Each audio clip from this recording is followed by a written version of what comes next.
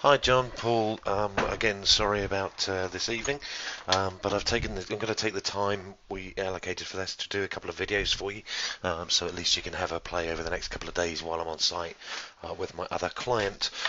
What I was talking about before we got really interrupted is just this article that I've created, just to recap on that. That I've created in content management. We assign it to the role in application security, and it's got a few things in here. So the email to the team, if you can use this one, that will ensure that everybody on the project gets a copy of the email and any questions you may have. If I can't get to them, then David or Nimit will probably help you out on that as well. There's a link to Basecamp. As we mentioned, there's the to-dos list in there. So I've made a start on this for you, just having a look at some OV issues. A couple of things I've found so far are application security, so I've just listed them down there. It's really easy to do. You can just click the edit button. This is in the application security, and just tab down a couple of times and add in. The benefit of this is that it will give us a list of all the things that we'll do. Either I'll do during my sanity check before we go live, or we'll decide a bit later on in the project who's going to do what on the go live day, depending on how many things that we find. Hopefully not too many. Really nice and easy. If you want to add one, you just make another list or operational verification, and you can add a to-do here. So I'll just put something in here for general configuration, and then you add extra details,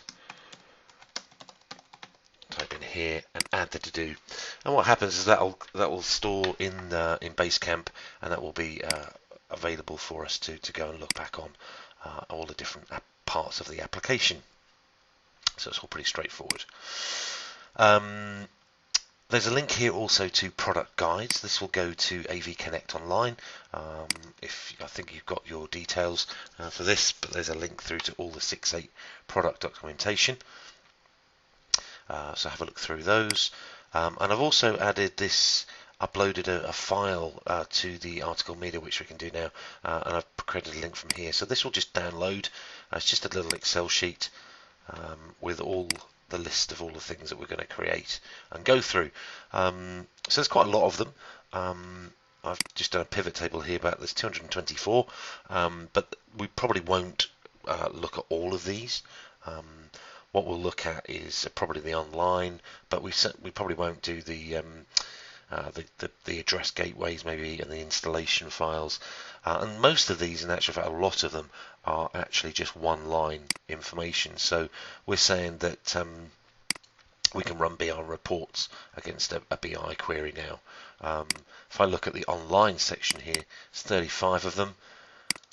This feature, the very first one in 6.8.11, well, it updated the shopping cart ASP layout to improve the alignment of information. Well, that's just a one-line information thing. There's no need for us to cover that, really.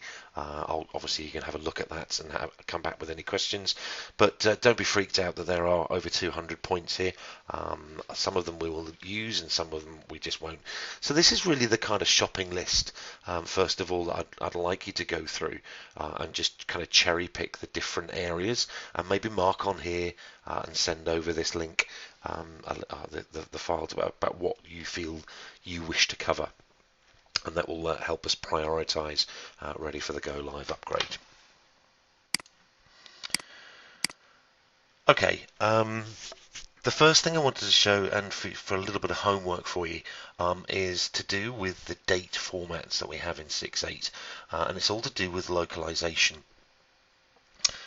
And there's a couple of things you need to know in the registry side of things. So when you go into the registry, oh, that's logged me out.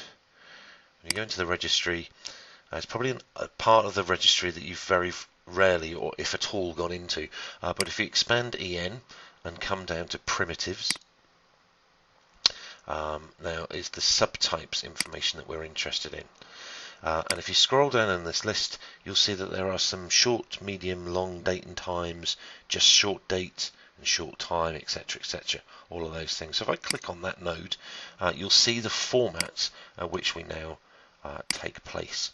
So if you set up the kind of think of these as templates, really, that you can use in different parts of the system. So this is the date format. I've got a link that I can send you to, freely available online. Lots of places that give you all the formats, but you kind of get the idea here. There's a long date there where you just put the letter E in capitals, and that will give you the full version of the day of the week, rather than just MON for Monday. It will give you the whole word. So we needed to go through them and just define how you want those types to be defined and how they display. The impact of this is easily seen if we go into customer services and seats, and if we do a search, you will notice that the performance start time is a bit screwed. So it's got percentage marks and the AM, and this is because the upgraded system is still referring to the date format that was put on this particular field in the registry, and we need to change that. It's really easy.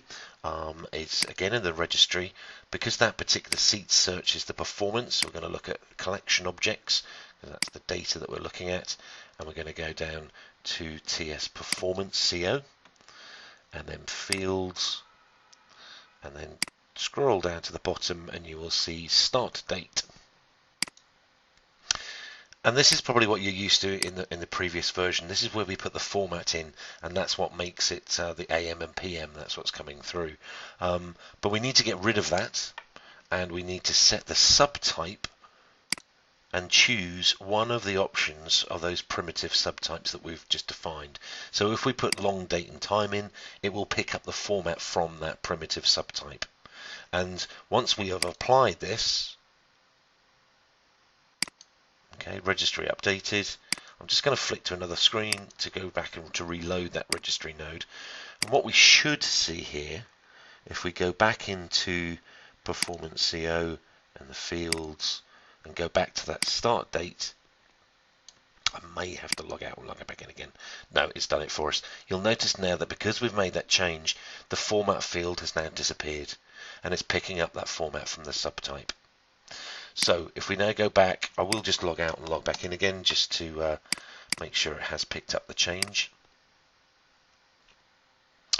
And I'm going to go to Customer Services and Seats and click the search.